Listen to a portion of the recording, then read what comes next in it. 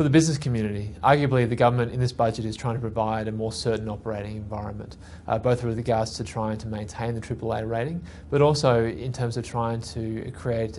incentive amongst businesses to seek opportunity and to take advantage of those opportunities, particularly with regards to the low rates and the quite significant amount of slack we see in the labour market, and therefore the soft wage conditions we are seeing at the moment. It is fair to say from business surveys we've had in recent times that conditions for the business sector have been quite robust, but there's been a lack of confidence in terms of seeking opportunity to invest and expand capacity, and this is one of the areas which the government really needs to see change if they are to see the growth rates of at-trend growth next year and indeed above-trend growth in the out years for the budget horizon. While we certainly see merit in the expectation that the current level of the Australian dollar and its likely trajectory over the next couple of years will support net exports and activity in the services sector, there is, I guess, more cause for concern around commodity prices, with our expectation that the current forecasts for the Treasury have provided for iron ore and for coal forecasts are likely to see a downward revision. That obviously has implications for our national income and also the broader activity levels in the economy. In addition, it's also fair to say that in recent times we have seen a weaker than expected sort of consumer come through and a sharper correction in dwelling investment as well. And these are all going to be headwinds for the Treasury's forecasts and also for confidence for the business sector going forward. In terms of the key initiatives that are provided in this budget for the corporate sector, there are really four particular industries which have seen significant changes, those being education, health, the banking sector and also for housing. Starting off with education, we have seen a number of changes being made to the primary secondary schooling funding, and in addition to that to the tertiary sector.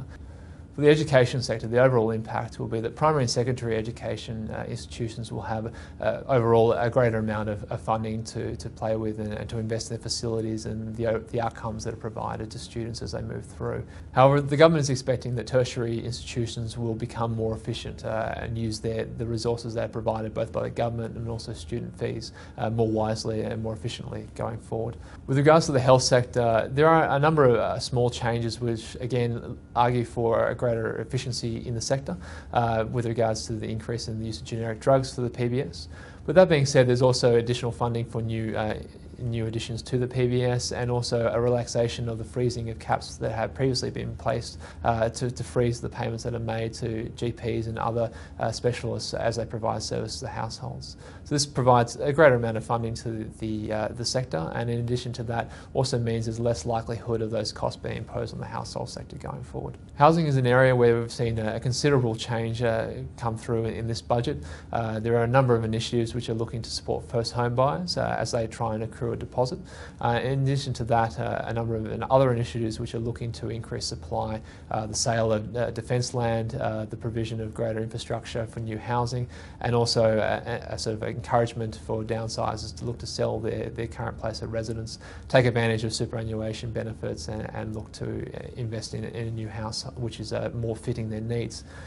It also is fair to say that the government is looking to try and provide greater funding for community housing, which is obviously going to be a support for the level of activity in the sector going forward. And it comes at an opportune time, given, as I mentioned earlier, that we're likely to see a sharper decline in dwelling approvals and construction activity through late 2017 and 2018.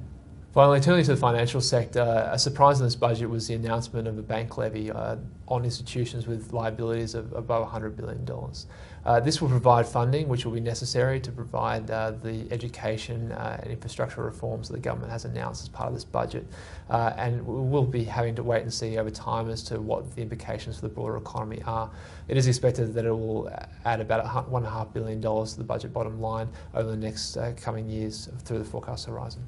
Finally, it's worth adding a note about energy policy. Now, we haven't seen a lot of detail implemented in this budget with regarding to energy, but there is a very clear understanding amongst the government that they are likely to need to do more going forward to try and promote energy being provided to the Australian marketplace at an appropriate price, whether that be through the implementation of an expansion of the Snowy Mountain scheme or greater activity in the gas sector to try and shore up the supplies of gas to the current marketplace. We will be looking for further detail in the next year or two to see whether there is a greater investment in the sector. It is fair to say that the focus on infrastructure in this budget really does emphasise the government is willing to do what they can as they are able to try and provide that certainty and that expectation of growth going forward.